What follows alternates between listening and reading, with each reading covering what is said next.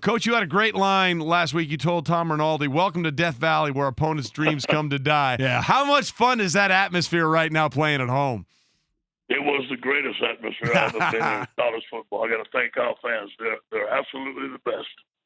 And what's going on now? And Coach, you do the great job against Florida. We know in 2 weeks you have Auburn, and I know you don't want to talk about that because you have Mississippi State. But what you do have are a bunch of 18 to 21-year-olds who now see they're ranked second in the country, and I know they know SEC football. But you just had a big game. In 2 weeks, those players see a big game. What do you do this week to them to say, guys, you're having a great season. You can't mess up against a 3-3 team this week?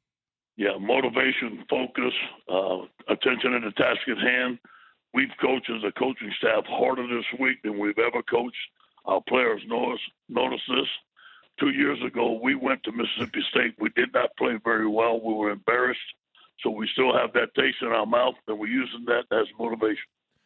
Talking to Ed Orgeron, LSU head football coach with us on the Shell Pennzoil Performance Line. Coach, do you and the team feel like you silence whatever critics might have been left going out again, doing what you did on offense against a well-respected defense of the Florida Gators? Yeah, I was really proud of the offensive line. I thought their pass rush was the best we had seen. They sacked Miami 11 or 12 times, so I thought the difference in that game was the offensive line. Obviously, we're very pleased with Joe Burrow and our receivers. The offensive line is gelling together. We feel that we can protect Joe and the receivers. We can move the football, but we haven't got to where we want to yet. We still have a lot of games left to play. Hey, Coach, how you doing? This is Marcus How you Spears. doing, Marcus? I just talked to him. Oh, I figured, Jeff. Well, we figured you guys are communicating a lot. Yeah. Coach, let me ask you this question, though. I didn't get a chance to ask you earlier in the week. As far as defense goes, what adjustments did Dave Aranda have to make because you are now running this offensive system and trying to figure out how to play both sides of the ball and play football that connects with each other? First of all, our offense is scoring under 2 minutes every scoring drive, so we have to get back on the field. We have to rotate our guys. We have to stay fresh and get back on the field. But I don't think it has nothing to do with our offense. I think it's more about the tackling, which we improved, the pass rush and the coverage. As you know, pass rush and coverage works together, and we have to improve in both of those areas.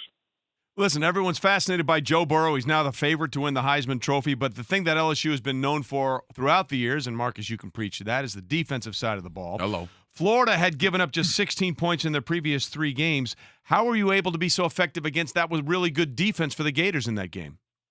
Yeah, well, our defense made some great adjustments at halftime. I thought Coach Aranda did a great job to hold them 7 points. We put more pressure on the quarterback. We had several sacks. We had several pressures. That made the difference in the game. Coach, a lot of people obviously don't see you guys at practice or in meeting rooms or in film, and we always talk about the mental side and the attitude of players.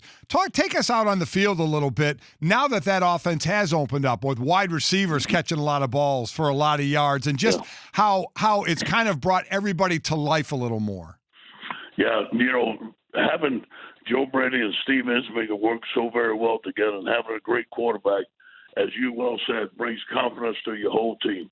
You can see our receivers coming to work with the pep in their step. They can't wait for the new offensive plan of the week. They're having fun at practice, but you know what? We're catching a lot of balls. We're disciplined at practice.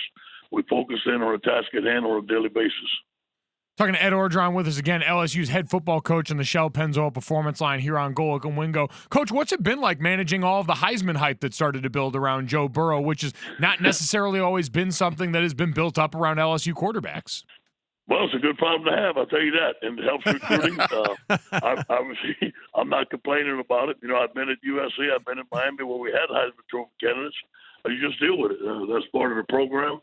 It's part about being at LSU. It's time that we have one. I hope he wins it, but knowing Joe, the best thing about him is about the team. He's concerned with us winning football games. Coach, everybody talks about this high-powered, potent offense. I'm going to go to the other side. You have a freshman by the name of Derek Stingley playing cornerback. And right now it's looking like he's going to be one of the great ones to come through LSU like so many has. But talk about him, Christian Fulton, Grant Delpit, and those guys on the back end and the job that they were able to do against Florida. Yeah, really. They came after Derek in the first half. He responded with that winning touchdown. That was going to tie the game. As you know, Derek Stingley's father is a coach He has been coached since he's at birth, I think, to play corner. He's a very talented young man. In high school, he's the number one player coming out of the country, and also a great offensive player. Has tremendous ball skills, has tremendous work ethic. What's up? Thank you so much for watching ESPN on YouTube. Don't forget to download the ESPN app, and if you want more premium content, which you do, make sure that you subscribe to ESPN+. See you soon.